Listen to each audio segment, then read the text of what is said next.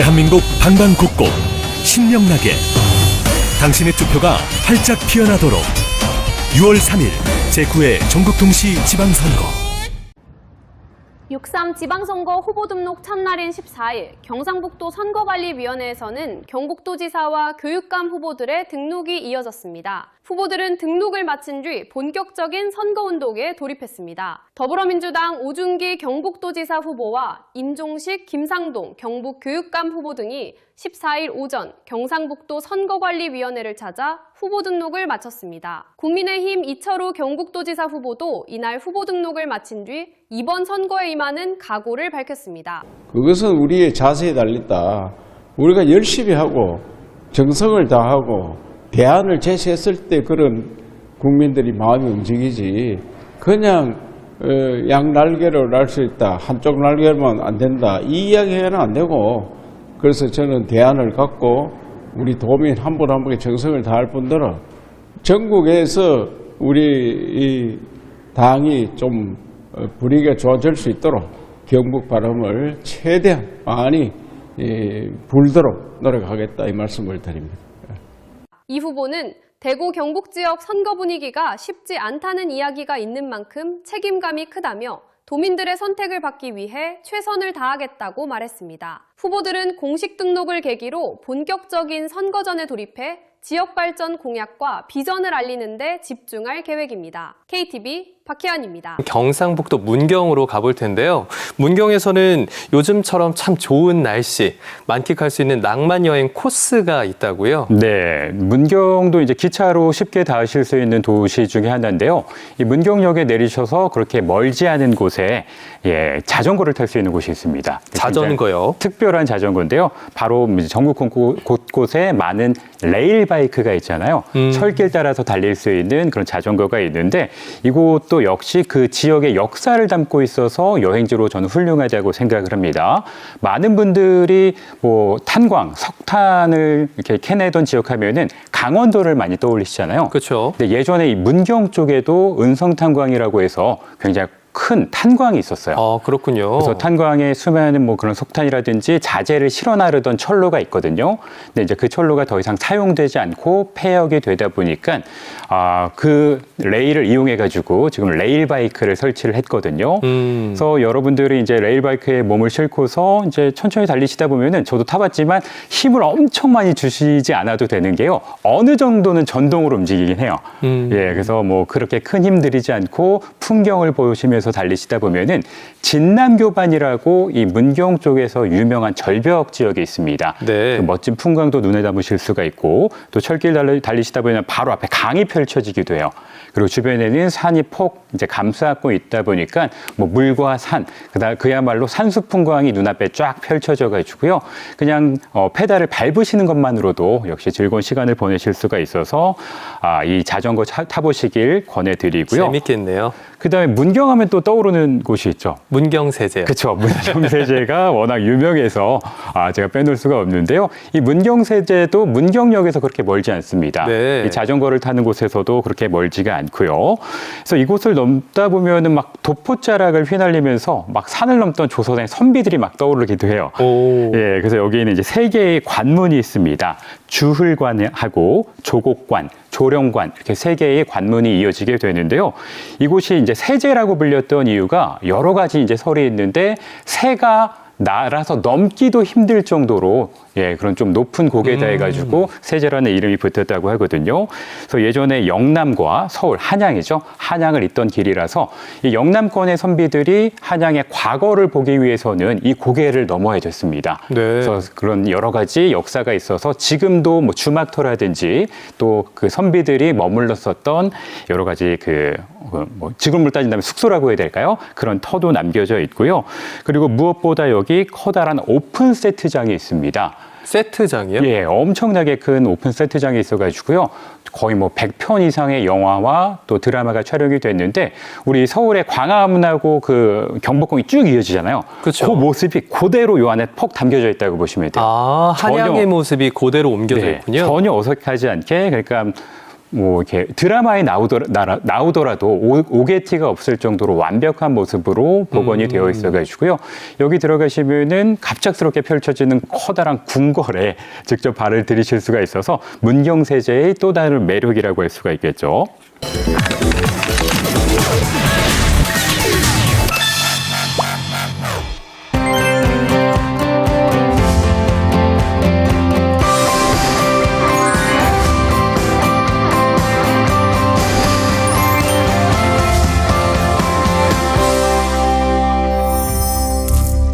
올해 1분기 기준 구직과 실업, 쉬었음으로 취업에 어려움을 겪는 20대에서 30대 미취업 인구는 171만 명에 달하는 것으로 나타났습니다. 특히 이들 가운데 구직 활동이나 직업 훈련을 하지 않고 쉬고 있는 청년은 지난해 72만 명에 달하며 역대 최대 수준을 기록했는데요. 이에 정부가 2030 청년들에게 새로운 출발선을 마련하기 위해 일 경험과 구직 지원에 초점을 맞춘 청년 뉴딜 추진 방안을 발표했습니다. 먼저 청년의 직무 역량 강화를 위해 인간 중심 직업 훈련을 대폭 확대합니다. 그 중심에는 삼성전자, SK, 현대차 등 국내 대기업이 운영하는 취업 훈련 프로그램 K 뉴딜 아카데미가 있는데요. 만 15세에서 34세 미취업 청년 대상으로 AI와 반도체, 로봇, 바이오 등 첨단 산업뿐 아니라 금융과 콘텐츠 등 미래 핵심 산업 분야의 직업 훈련이 이루어집니다. 이 프로그램에 참여한 청년에겐 훈련 수당도 지원되는데요. 수도권은 월 30만 원, 비수도권은 월 50만 원 지급됩니다. 이와 함께 실무 경력을 쌓을 수 있는 일 경험 기회도 확대합니다. 공공기관 체험형 인턴 3,000명을 비롯해 국세청 체납관리단, 농지 전수조사 등 현장 중심 직무. 이재명 대통령이 주재하는 수석 보좌관 회의가 열립니다. 현장으로 연결합니다.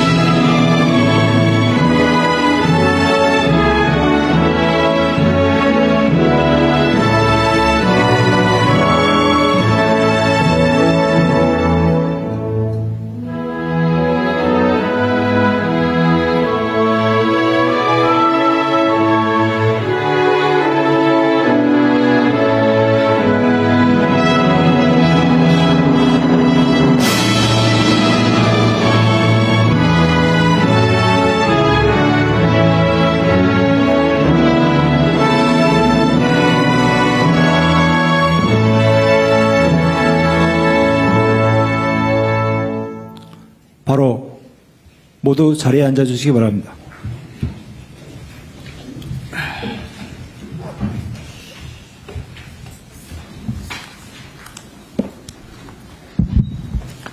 지금부터 제33차 수석 보좌관 회의를 시작하겠습니다. 대통령님의 모든 말씀을 읽겠습니다. 네. 오늘 시간이 좀 늦었네요. 네. 농업은 식량 주권과 국민의 생존을 책임지는 대한민국의 핵심 전략 산업입니다. 특히 우리 농촌의 희생과 헌신은 산업화 시기에 대한민국 경제 대도약의 원천이기도 했습니다. 그러나 안타깝게도 지금의 농촌 대다수는 고령화, 기후위기, 청년층 유출 때문에 소멸위기에 직면해 있습니다. 농촌이 살아야 지방이 살고 지방이 살아야 대한민국의 지속적 성장이 가능하다는 각오로 농촌과 농업의 대전환에 적극 나서야 할 때입니다. 이를 위해서 무엇보다 농민의 삶의 질을 실질적으로 개선할 수 있는 다양한 정책 수단을 총동원해야 합니다. 예를 들어 현재 농어촌 기본소득 시범 사업 결과 해당 지역에서 소비와 창업이 늘고 일부에서는 인구도 많이 증가하고 있다고 합니다. 이처럼 효과가 확인된 농어촌 기본소득과 햇빛소득 같은 정책을 확대해서 농민 삶의 질을 높이는 농촌 대전환에 박차를 가해야 할 것입니다. 아울러 인공지능과 로봇을 활용한 스마트팜의 빠른 확산을 위해 정책금융 지원을 확대하는 노력도 지속해야 할 것입니다. 생산자와 소비자 모두에게 득이 되도록 농산물 유통구조 개선 또한 속도를 높일 것입니다. 우리 농업이 미래의 핵심 전략 산업으로 굳건하게 자리 잡고 농촌과 도시가 함께 도약하는 농업 대전환과 모두의 성장에 우리 정부의 역량을 모아야 되겠습니다. 농촌과 농업의 대전환은 우리 농업 곳곳에 자리한 구조적 병폐를 바로잡는 데에서 먼저 출발하겠습니다. 특히 농업의 근간을 지탱하고 있는 농협의 정상화가 무엇보다 중요합니다. 농협은 농민의 권익을 지키고 농촌의 지속 가능한 발전을 도모하는 막중한 책무를 가지고 있습니다. 그런데 현실은 좀 그렇지 못합니다. 불투명한 의사결정 구조, 또 일부 임직원의 비리 때문에 본연의 역할에 충실하지 못하다는 지적을 끊임없이 받아온 게 현실입니다. 농민의 땀과 헌신으로 만들어진 농협을 한시와비 농민의 품으로 온전하게 되돌려드려야 하겠습니다. 조합원 주권이라는 관점에서 지배구조를 조속하게 개선하고 민주적 통제 강화 등 정상화 조치 역시 차질 없이 신속하게 완수해야 되겠습니다. 농협이 농업 발전과 농민 삶의 질 향상에 앞장서는 진짜 농협으로 확실히 거듭날 수 있도록 조합원 직선제 같은 관련 제도 개선에 속도를 내주시기 바랍니다. 이건 뭐 좀 다른 얘기이긴 한데 최근 광주에서 발생한 강력범죄로 청소년이 사망하는 안타까운 사건이 있었습니다. 먼저 피해 학생의 명복을 빌며 유가족들께도 깊은 위로 말씀을 드립니다. 부상을 당한 다른 학생의 빠른 쾌유 또한 기원합니다. 같은 비극이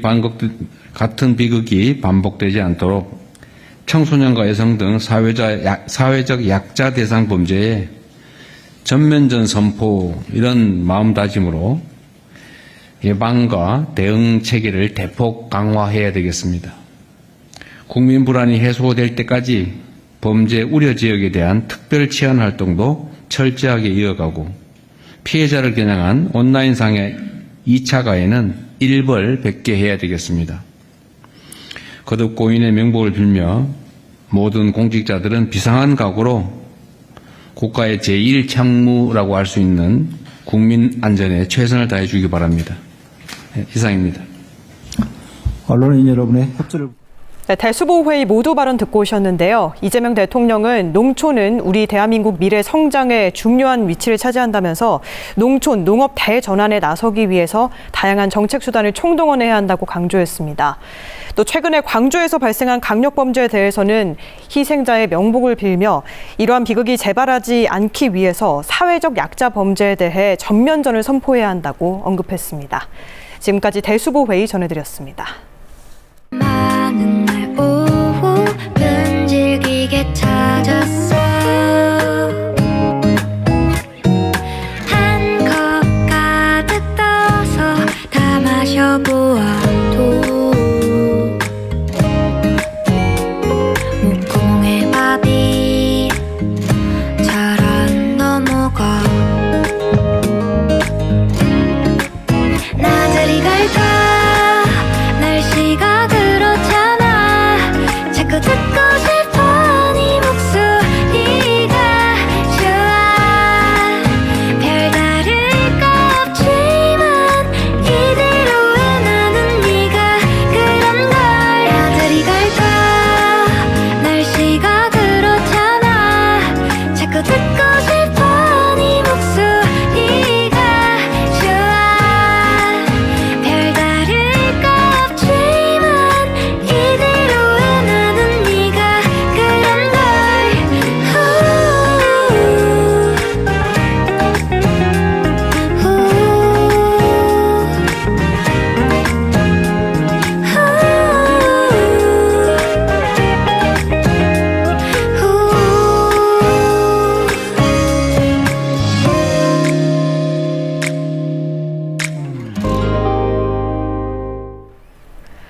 오늘은 식약처에서 지정한 식품 안전의 날입니다. 날이 더워지면서 음식이 상하기 쉬운 계절인데요. 식품 안전과 위생에 유의하시면 좋겠습니다. 오늘 저희가 준비한 소식은 여기까지입니다. 시청해주신 여러분 고맙습니다.